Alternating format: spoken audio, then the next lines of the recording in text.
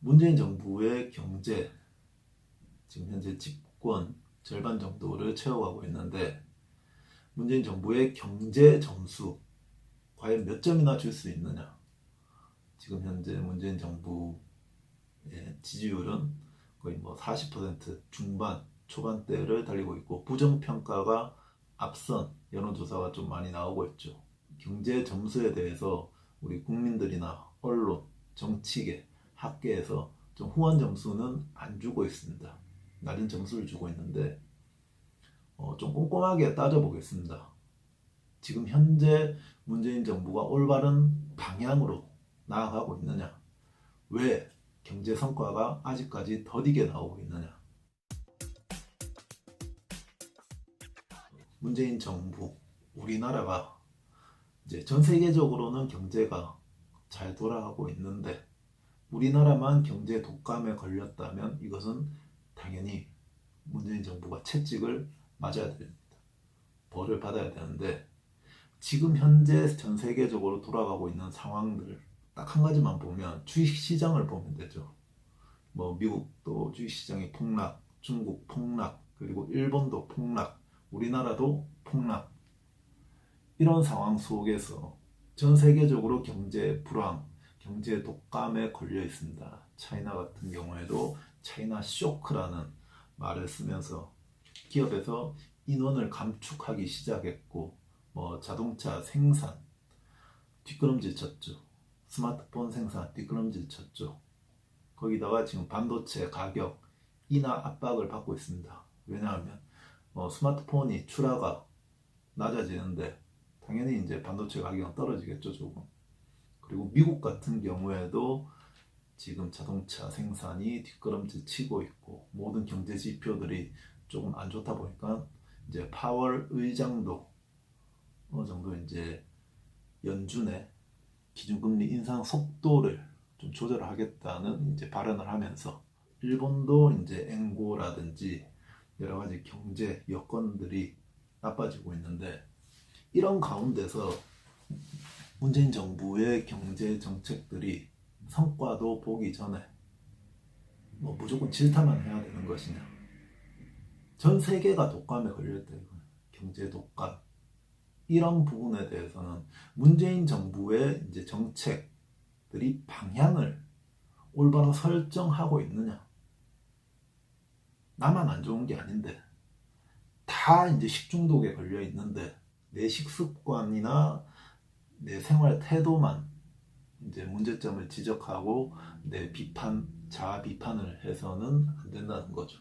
만약에 식당에서 밥을 먹었는데 그 식당에서 같이 식중독에 걸린 사람들이 많다면, 그 식당에 쓰인 재료들, 그 식당에서 먹은 것이 무엇이냐, 그런 것을 이제 정확하게 진단을 해가지고 그 원인 규명을 해서 처방을 내려야죠.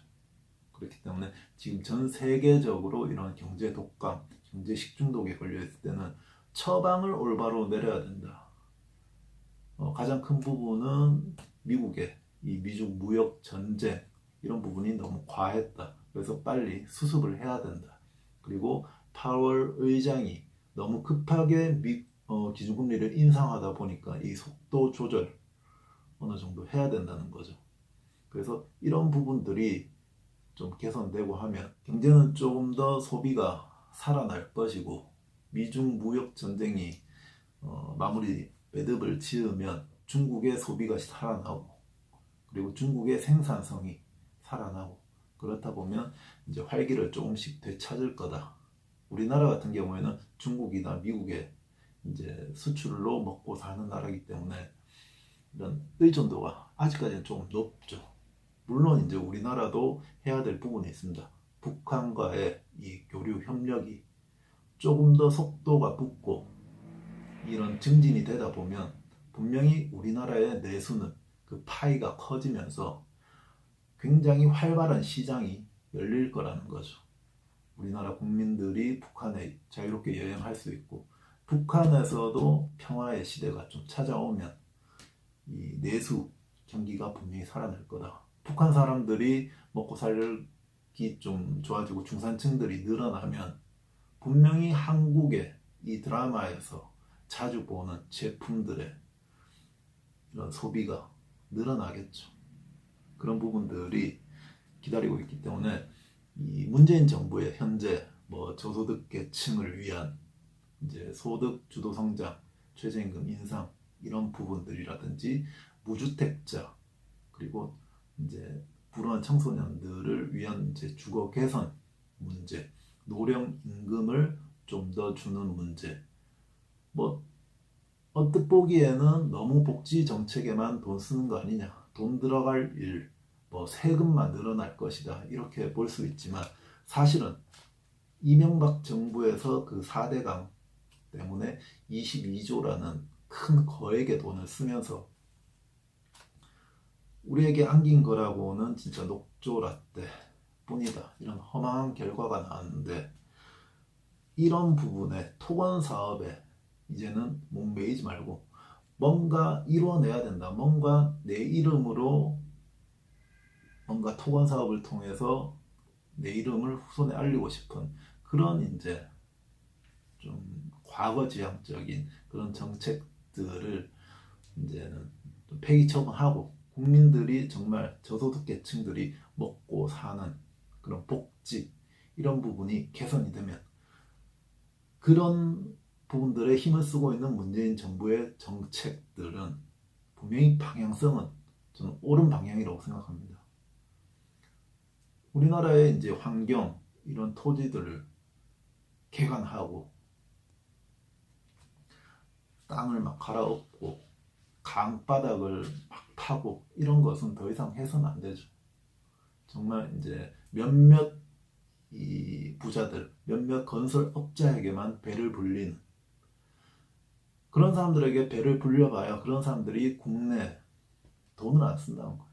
이 소비, 그런 사람들이 돈을 더 많이 벌면 그 사람들이 국내에 돈을 풀어야 되는데 그 사람들은 해외 나가서 돈 씁니다. 해외에 이제 자식들 유학 보내고. 몇몇 부자들에게만 이 부를 집중시키지 말고 여러 중산층들을 만들어내고 저소득계층들을 오히려 업시켜가지고 중산층 만들고 하면 내수 증진에 도움이 될 거다. 그리고 북한과의 이 교류 협력 분명히 좀 속도가 붙어야 된다. 전 세계적인 경제 이 독감이 지금 저는 최고조 부분이라고 생각합니다.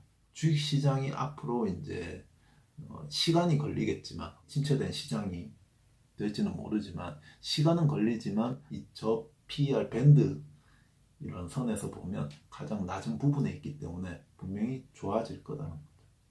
그래서 이 방송 이전에 찍은 주식 시장에 대한 영상들을 보시면 아시겠지만 이런 이제 PER, PBR 이 낮은 구간에서는 무조건 좀 참고 기다리는 그런 지혜가 필요하기 때문에 여러분들은 여러분들이 하시는 그런 일 그리고 뭐 사랑 모든 것에서 행복하게 이런 시간들을 보내고 계시면 여러분들이 투자해 놓은 기업에서 알아서 열심히 일하고 열심히 돈 벌고 창출하고 있다는 것을 행복하게 생각하시고 좀 걱정, 근심 이런 것은 떨쳐버리고 시간을 좀 갖자 이런 말씀을 드리겠습니다.